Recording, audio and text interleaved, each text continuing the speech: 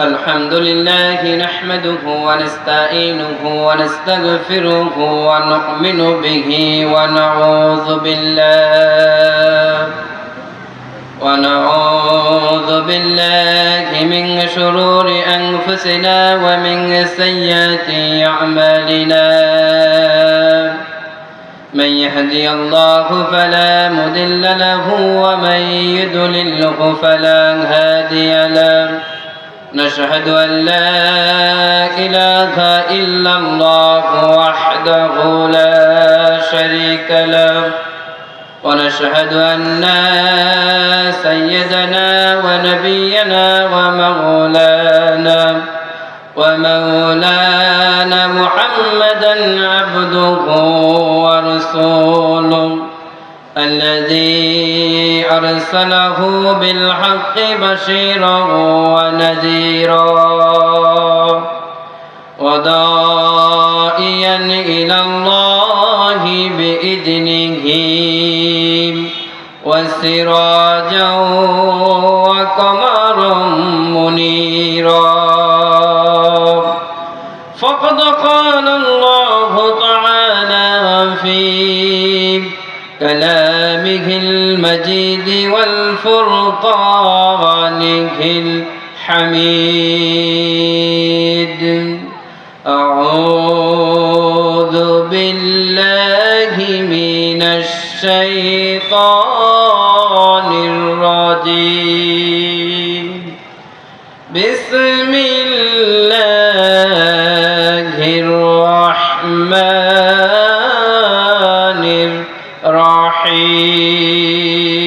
الرحيم إن الله وملائكته يصلون على النبي يا أيها الذين آمنوا صلوا عليه وسلموا تسليما شغل درود إبراهيم পড়ি اللهم صل على محمد وعلى آل محمد كما صليت على إبراهيم وعلى آل إبراهيم إنك حميد مجيد اللهم بارك على محمد وعلى آل محمد كما باركت على إبراهيم وعلى آل إبراهيم إنك حميد مجيد إيمانের পথে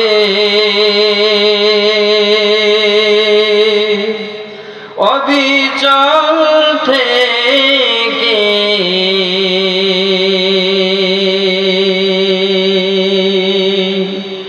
আমার মরণ যেন হয় ঈমানের পথে অবিচল থেকে আমার মরণ যেন হয় তোমারই কাছে মিনতি আমার মহামহিম দয়াময়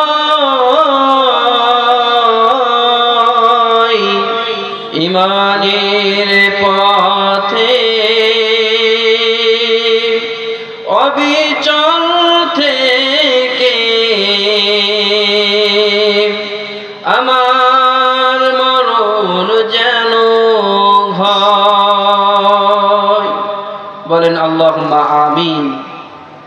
শুকরিয়া জ্ঞাপন করি সে মহান সুবহানাহু ওয়া তাআলার দরবারে, যিনি আপনাকে আমাকে তাফসীরুল কোরআন মাহফিলে আসার এবং বসার মতো সুযোগ সৌভাগ্য দান করেছেন। যে মহান মনিব, সে মহান মনিবের দরবারে সকলেই হৃদয়ের সবটুকু ভালোবাসা উজাড় করে দিয়ে কালিমাতুশ শুকর আদায় করছি।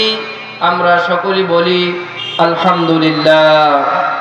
দরুদ এবং সালাম পাঠাই সে বিশ্বনন্দিত নেতা, সর্বকালের সর্বযুগের সর্বশ্রেষ্ঠ মহামানব, আকে নান্দার তাজদার মদিনা, বিশ্ব মানবতার শিক্ষক নবী মুকাররম জনাবে মুহাম্মদ রাসূলুল্লাহ। সকলে বলি সাল্লাল্লাহু আলাইহি ওয়াসাল্লাম। মাগফিরাত কামনা করি সে সকল মধ্যে মুজাহিদদের জন্য যারা আল্লাহর জমিনে দিন প্রতিষ্ঠার কাজে সংগ্রাম করেছেন, রক্ত দিয়েছেন, শহীদ হয়েছেন। সে সকল শহীদ ভাইদের রুহের মাগফিরাত কামনা করি। আল্লাহ পাক রব্বুল আলামিন সকলের তামাম জিন্দেগীর গুনাহগুলো ক্ষমা করে দিয়ে জান্নাতের উচ্চ মাকাম যেন তাদেরকে দান করেন। আমরা বলি আল্লাহুম্মা আমিন। আলহামদুলিল্লাহ। শুকরিয়া আদায় করলাম কার? আল্লাহ তাআলার। শুকরিয়া আদায় করতে হবে কার? আল্লাহ তাআলার। আল্লাহ পাক রব্বুল আলামিন বলেন, লা ইন শাকারতুম লা আযীদান্নাকুম ওয়া লা ইন কাফারতুম ইন্না আযাবি লাশাদীদ। আল্লাহ রব্বুল আলামিন বলেন, বান্দারে যদি শুকরিয়া আদায় করো আমি আল্লাহ রব্বুল আলামিন তোমাদের নিয়ামতকে বাড়িয়ে দেব। আর যদি আমি আল্লাহ রব্বুল আলামিনের শুকরিয়া আদায় করতে তোমরা না পারো, শুকরিয়া যদি আদায় না করো, তোমাদের থেকে আমার নিয়ামতগুলো ছিনিয়ে নেব। প্রিয় ভাইরা আমার, এবার বলুন তো শুকরিয়া আদায় করতে হবে কার? আল্লাহ রব্বুল আলামিনের শুকরিয়া আদায় করতে হবে। জামানার পয়গম্বর হযরত মুসা আলাইহিস সালাতু ওয়াস সালামের সময়ের একটা ঘটনা। মুসা আলাইহিস সালাতু ওয়াস সালাম দিনের কাজের জন্য তিনি বাহির হয়েছেন, বহুদূর চলে গেছে মরুভূমির দেশ। মরুভূমির অঞ্চল দিয়ে চলতেছেন, পথ চলতে চলতে তিনি লক্ষ্য করলেন কে যেন পিছন থেকে ডাক দিয়ে বললেন, আল্লাহর পয়গম্বর মুসা, একটু পিছনে ফিরে আমার দিকে তাকাও। মুসা আলাইহিস সালাতু ওয়াস সালাম পিছনে ফিরলেন, তার দিকে লক্ষ্য করলেন। লক্ষ্য করে দেখলেন একজন ব্যক্তি বালির ভিতরে বসা রয়েছে। কিসের ভিতরে? বালির ভিতরে। মুসা আলাইহিস সালাতু ওয়াস সালাম বললেন, আপনি কি পাগল হয়েছেন? আপনার ব্রেন কি নষ্ট হয়ে গেছে নাকি? বালির ভিতরে কেন বসে রয়েছেন? মাজা পর্যন্ত বালি, গায়ে কোনো শরীরে কোনো পোশাক নাই, আপনি বালির ভিতরে বসে বসে কি করতেছেন? ওই ব্যক্তি বললেন, আল্লাহর পয়গম্বর মুসা, এই পৃথিবীতে যত বড় গরিব হোক না কেন, যত গরিব যত অভাবী হোক না কেন, আমার মতো অভাবী, আমার মতো গরিব ব্যক্তি এই পৃথিবীতে আর একজনও নাই। তিনি বললেন, তার মানে কি বলতে চান আপনি বলেন? তখন ওই বালুর ভিতরে বসে থাকা ব্যক্তি বলতেছেন, এই পৃথিবীতে মানুষের পেটে যদিও খাদ্য না থাকে, পরনে অন্তত একটু বস্ত্র থাকে, কাপড় থাকে, কিন্তু আল্লাহ রাব্বুল আলামিন আমাকে এতটাই গরিব করে বানিয়েছেন, এতটাই অভাবী করেছেন, আমার পরনেও কোনো বস্ত্র নাই, পেটেও কোনো খাদ্য নাই। এটাই আমার দুঃখ, এটাই আমার বেদনা। মুসা আলাইহিস সালাতু ওয়াস সালাম বললেন, আপনি কি চান? ওই ব্যক্তি বললেন, আপনি তো মুসা আল্লাহর নবী, আল্লাহর সঙ্গে সরাসরি কথা বলে থাকেন, এই জন্য আপনাকে বলা হয় মুসা কালিমুল্লাহ। আল্লাহর কাছে একটু জিজ্ঞাসা করেন, কি করলে পরে আমার অভাব দূর হয়ে যাবে, কি করলে পরে আমি আবার সচ্ছলতা জীবনে ফিরে যেতে পারবো। মুসা আলাইহিস সালাতু ওয়াস সালাম আল্লাহ রব্বুল আলামিনের কাছে বললেন, রব্বুল আলামিন, এই ব্যক্তির মতো অভাবী ব্যক্তি তো আর কোনো ব্যক্তি নাই। এই পৃথিবীতে যত বড় অভাবী মানুষ আছে না কেন, পেটে যদিও খাদ্য না থাকে, পরনে একটু বস্ত্র থাকে, কিন্তু এই যে ব্যক্তিকে লক্ষ্য করে দেখলাম, এই ব্যক্তির পরনে কোনো বস্ত্র নাই, পেটে কোনো খাদ্য নাই, লজ্জাস্থান ঢাকার মতো কোনো কাপড় নাই, সেজন্য চতুর্পাশের বালিগুলো এনে টেনে এনে নাভি পর্যন্ত বালির ভিতরে বসে রয়েছে। প্রিয় ভাইরা আমার, এই বালুর ভিতরে বসে থাকা ব্যক্তি তিনি মুসা আলাইহিস সালাতু ওয়াস সালামের কাছে মনের কথা বললেন। আল্লাহ রাব্বুল আলামিন বললেন, ও মুসা, ওই ব্যক্তিকে বলো যে অবস্থায় আছে, বালুর ভিতরে আছে, বালুর ভিতরে থাকা অবস্থায় যেন আমি আল্লাহ রাব্বুল আলামিনের শুকরিয়া আদায় করে। কি করে? শুকরিয়া আদায় করে, যেন বলে আলহামদুলিল্লাহ। মুসা আলাইহিস সালাতু ওয়াস সালাম ওই ব্যক্তিকে বললেন, ভাই, আল্লাহ রাব্বুল আলামিন আপনাকে বলেছেন শুকরিয়া আদায় করতে, আল্লাহ তাআলা আপনার জীবনে সচ্ছলতা এনে দিবে। তখন ওই বালুর ভিতরে বসে থাকা ব্যক্তি বলতেছেন, ভাই, আমার মতো পাগল, আপনি আমাকে পাগল পেয়েছেন হয়তো। আমার পেটে খাদ্য নাই, পরনে কোনো বস্ত্র নাই, এমনটা অবস্থায় আপনি বলতেছেন শুকরিয়া আদায় করতে হবে আল্লাহর। আমি কখনো শুকরিয়া আদায় করব না। শুকরিয়া আদায় করলেন না। মুসা আলাইহিস সালাতু ওয়াস সালাম তিনি ওখান থেকে চলে যাচ্ছেন, রাগী মানুষ, রাগ করে চলে যাচ্ছেন। কিছুক্ষণ পরে তিনি লক্ষ্য করেছেন মরুভূমির ভিতরে ঝড়ো হাওয়া বইতে শুরু করেছে।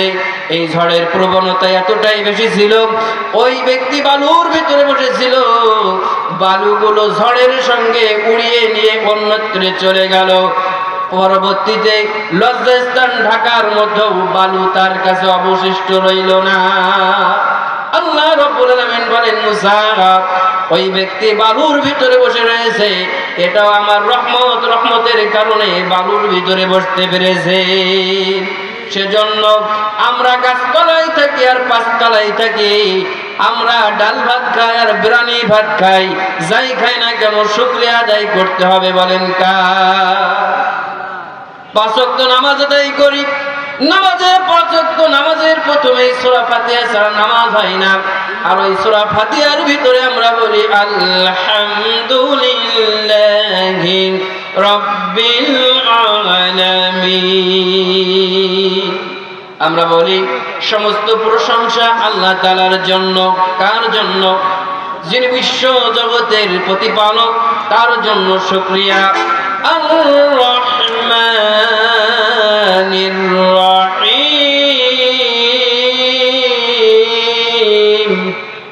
শুকরিয়া আমি আদায় করতেছি তার, যিনি পরম করুণাময়, অতি দয়ালু তার। কার শুকরিয়া?